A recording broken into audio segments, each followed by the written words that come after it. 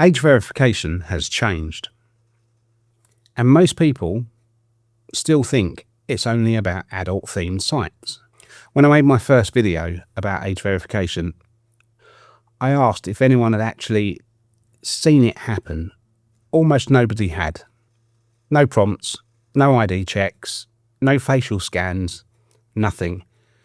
And honestly, I thought that might be the end of it. Another internet panic story. Big headlines, lots of noise, then nothing. But while everyone stopped paying attention, something else happened. The system behind it kept moving quietly. And that matters because this was never really about adult websites. It was about something much bigger.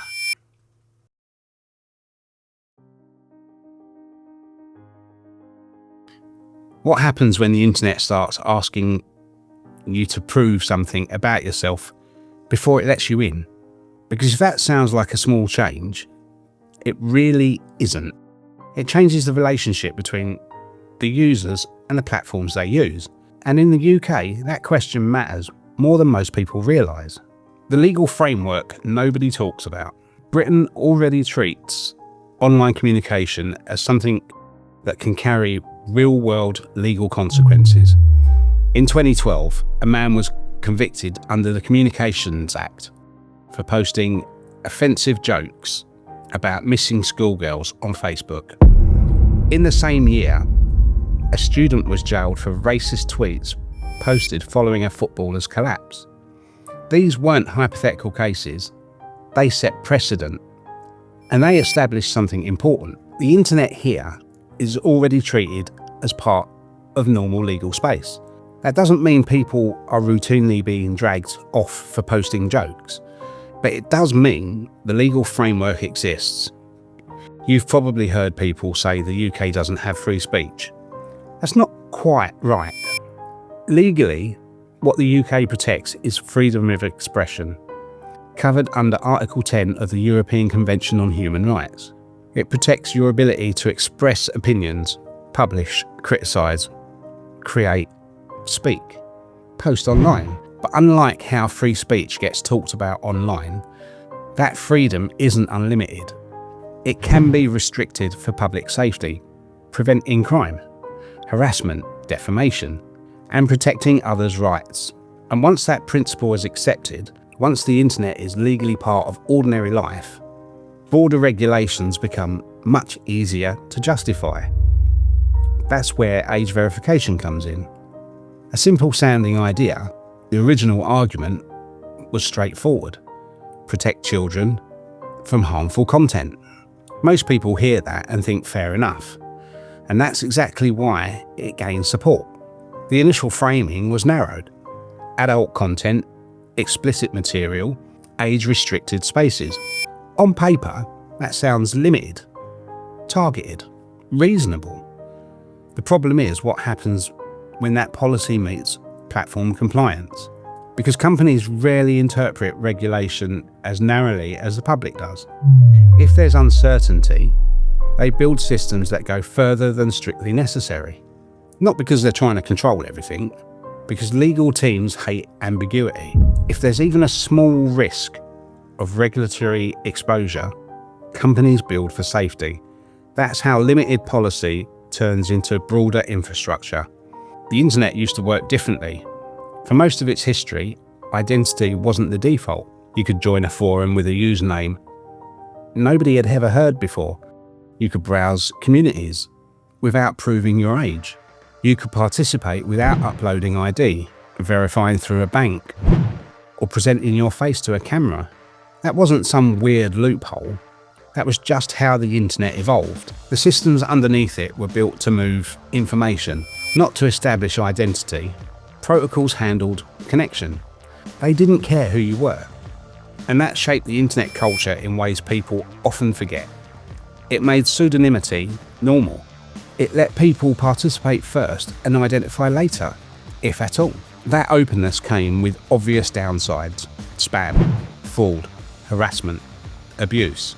But it also created something unusual, a global communication system where participants often came before identification.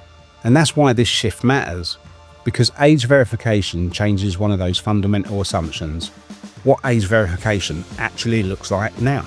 The systems being discussed and deployed now are very different from the old "click here if you're over 18" prompts. Platforms are increasingly experimenting with more robust forms of age assurance. That can include ID verification, payment card checks, mobile network verification, third-party age assurance services, and in some cases, facial age estimation. Last year, TikTok started testing facial age estimation in some markets. The system isn't trying to identify who you are, it's estimating whether your face appears to fall within a certain age range. And that's an important technical distinction, but for most users, the experience still feels similar. You're being asked to present your face to a system before accessing something online. And psychologically, that's a very different interaction from simply clicking a link. The shift nobody's really noticing. The internet used to ask one basic question: what do you want to access? Increasingly, it's something else. What can you prove about yourself before access is granted? That's a significant change, because age verification isn't just a filter, it's an identity layer. A content filter says, you can't view this. An identity layer says, prove something about yourself first. And once those systems exist, they rarely stay isolated forever. That doesn't mean every age check leads to some giant surveillance state, but it does mean technical groundwork gets laid. Once users get used to verification checkpoints, adding more becomes easier. That's usually how online systems change. Not through dramatic overnight switches, just small changes that slowly become normal. Identity changes everything.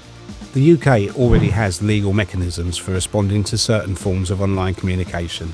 Platforms are now building stronger mechanisms for verifying users' attributes. On their own, those are separate developments. Together, they create a different kind of online environment, one where some forms of participation are becoming less anonymous by default. We've seen what happens when identity becomes the norm.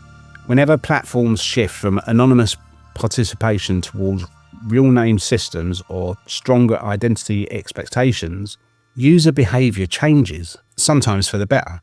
Conversations can become less abusive. Some forms of harassment decrease. That's the strongest argument in favour. But there are trade-offs. People become less willing to ask naive questions, less willing to explore controversial ideas, less willing to participate in sensitive discussions. Anonymity online has always been both useful and dangerous. It protects whistleblowers investigating corruption. It protects vulnerable people seeking support in communities for abuse survivors, people with stigmatised health conditions, LGBTQ individuals in hostile environments. It also protects trolls, scammers, and harassers. Age verification doesn't eliminate that contradiction. It shifts where the balance sits. And once that balance moves, it rarely moves back quickly. How change actually happens. This is why internet policy changes often feel disconnected from everyday experience. Most people won't wake up tomorrow and find their entire internet locked behind biometric verification. That's not how these changes happen. It happens one service at a time, one feature at a time, one quick verification prompt at a time. Individually, each step feels minor, reasonable, easy to accept, but collectively these steps reshape expectations. We've seen it happen before, with tracking, with algorithmic feeds, with data collection. Each change seemed small when it first arrived. Only later did people realise how much the underlying environment had shifted. The quiet redesign. So no, this isn't some dramatic "the internet is over" moment. That's far too simplistic. This is quieter than that. A gradual redesign, a shift away from the internet as open access space and towards something that is, in some areas, increasingly permissioned. Maybe that's necessary. Maybe some level of verification really is part of making online spaces safer. That's a legitimate argument, But if that's where we're heading, then it's worth paying attention to what's being built, because the biggest changes to how the internet works rarely arrive with alarms. They usually arrive as small prompts on a screen. Please verify your age to continue. And by the time that feels completely normal, the internet has already changed.